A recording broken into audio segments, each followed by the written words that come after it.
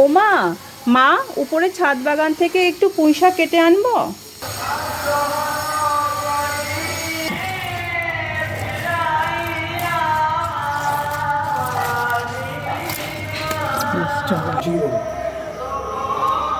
কালো কালো। ও মা, তুমি কি করছো? আমি এই দেখো, তুমি শাক শাক এই বাগানের শাক বাগানের পুঁয়ের ডাঁটা, আললা আর কুমড়ো আর পটল আমি কেটে দিই, তুমি রান্না করো।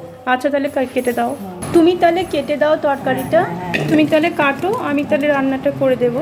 আর কি হবে? আর কি করব? আর মাছের ঝোল করো। কি মাছ মা? এই কাতলা। ও ঠিক আছে তাহলে। আর এই কুমড়োটা কেটে দাও। হ্যাঁ,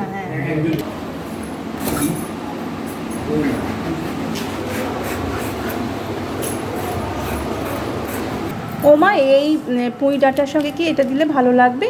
এই কাঁঠালের বিচি। ভালো কি লাগবে কি জানি রে বাবা, কি বলো? ওই এই কুমড়োর বিচি ডাঁটাই দিচ্ছে তো, পুঁয়ের ডাঁটাই সিদ্ধ হবে কিনা দেখি, দেখো। আচ্ছা ঠিক আছে, না হলে দেবো না। এই কুমড়ো পটল কাটা হয়ে গেছে, কুমড়ো পটল দিয়ে আর পুঁই শাক দিয়েই করব। ওমা, কাতলা মাছের মাথা কি দেবো পুঁই শাকে? দিলে ভালো লাগবে, দেখো। ঠিক আছে, দেখছি, না হলে না দেবো। কি দিব গো? মাছের কি করব মা? মাছের ঝোল করবা। কি দিয়ে? এই পটল আলু দিয়ে করবা। পটল আলু, জিরে, আদা, লঙ্কা, রসুন সব বেটে রেখেছি। মাছটা ধুয়ে রেখেছো? হ্যাঁ, মাছও ধুয়ে রেখেছি। আচ্ছা, তাহলে জিরে, আদা, রসুন, পেঁয়াজ বাটা দিয়ে মাছের ঝোল করবো। করো। আচ্ছা, মা ওদিকে তরকারি কেটে নেই, আর আমি এদিকে মাছটা ভালো করে লবণ হলুদ মেখে। মাছে একটু ভালো করে লবণ দিয়ে না মাখলে কিন্তু, ভাজা করে নিলে পরে মাছে লবণ না থাকলে কিন্তু খেতে সেরকম স্বাদ লাগে না। তো মাছে ভালো করে লবণ হলুদটা আমি এখানে মেখে নেব। মেখে নেওয়ার পর মাছগুলোকে ভালো করে ভেজে নেব।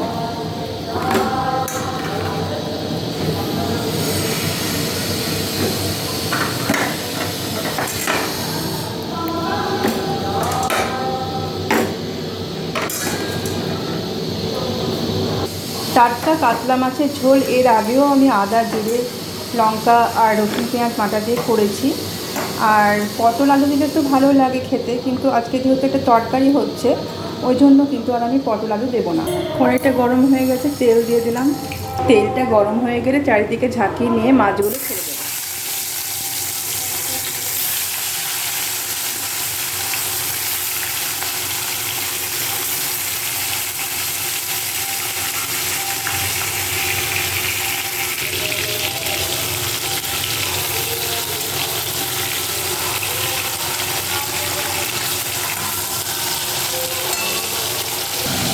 এখানে মশলা আর আদা পেঁয়াজ রসুন বাটা, আর এখানে লঙ্কা ছেঁড়া আর পেঁয়াজ কুচি।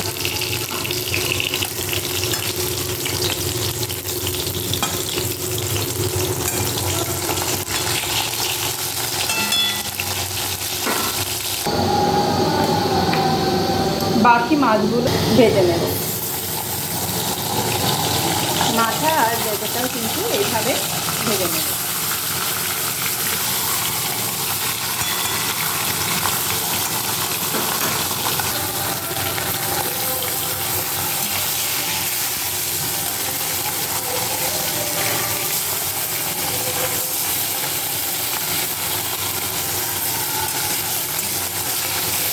মাছগুলো কিন্তু একটু লাল লাল করে না ভাজলে সেটা স্বাদ হয় না। তো মাছটা লাল লাল করে ভালো করে ভেজে নেব, বিশেষ করে মানে লেজের অংশ আর মাথার অংশগুলো। ওই জন্য আমি এগুলোকে ভালো করে ভেজে নিচ্ছি। মাছগুলো ভেজে তুলে রেখে ওই তেলের মধ্যে আমি ফোড়ন দিয়ে দেবো। আর দিয়ে দেবো কুচি করা লঙ্কা আর পেঁয়াজ, লঙ্কা ছেঁড়া আর পেঁয়াজ কুচি। তারপরে পেঁয়াজ আর লঙ্কাটাকে বেশ লাল লাল করে ভেজে নেব ফোড়নের সাথে। তারপর দিয়ে দেবো মশলা, আদা পেঁয়াজ রসুন জিরে লঙ্কা একসাথে বাটা।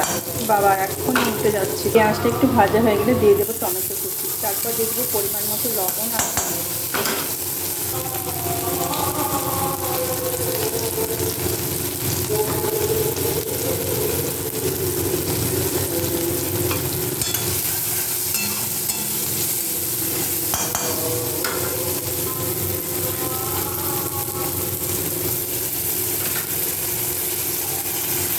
আদা পেঁয়াজ জিরে বাটাটাও দিয়ে দিলাম।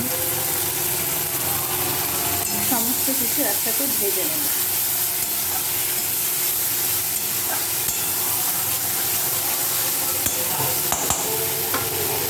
মশলাটা কষানো হয়ে গেলে স্বাদ ব্যালেন্সের জন্য সামান্য একটু মিষ্টি এখানে দিয়ে দিলাম। তারপর সমস্তটাকে ভালো করে নেড়ে নিয়ে এখানে দিয়ে দেবো পরিমাণ মতো জল।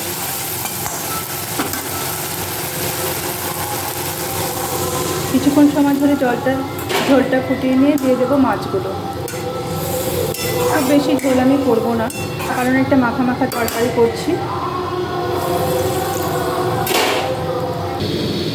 এবার ফুটন্ত ঝোলের মধ্যে ভেজে রাখা মাছের মাথা, লেজা এবং পিসগুলো দিয়ে দেবো।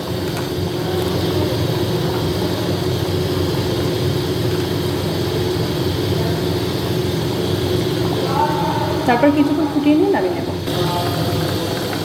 মাছের ঝোলটা হয়ে গেছে, এটা নামিয়ে নিয়ে তরকারিটা বসিয়ে দেবো। মাছের ঝোলটা নামিয়ে নিলাম আর 2 পিস মাছও আমি ভেজে রেখেছি। এরপর পুঁই শাকের তরকারিটা বসানোর জন্য এখানে দিয়ে দিচ্ছি ফোড়ন, রসুন। রসুনগুলো ভাজা হয়ে গেলে ওর মধ্যে কিছুটা পাঁচফোড়ন দিয়ে দেবো। তারপর একে একে সবজিগুলো এখানে অ্যাড করে দেবো।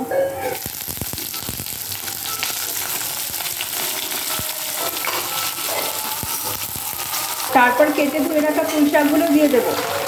তারপর পরিমাণ মতো লবণ দিয়ে দেবো আর মিষ্টি দিয়ে দেবো, একটু হলুদ দেবো। সামান্য একটু নাড়াচাড়া করে নিয়ে এর মধ্যে লবণ হলুদ মিষ্টিটা দিয়ে দেবো।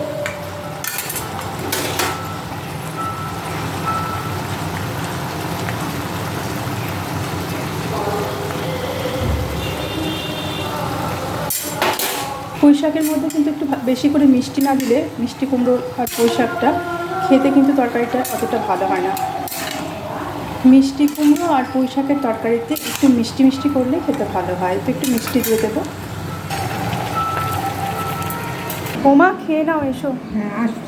আজকে দেখো পুঁই শাক দিয়ে, পটল দিয়ে, মিষ্টি কুমড়ো দিয়ে একটা তরকারি, মাছের ঝোল, কাতলা মাছের, আর মাছ ভাজা, স্যালাড, আর হচ্ছে তোমার দই, টক দই। খাও তুমি। আচ্ছা, ওমা কেমন হয়েছে? খুব ভালো হয়েছে। আচ্ছা তাহলে খাও।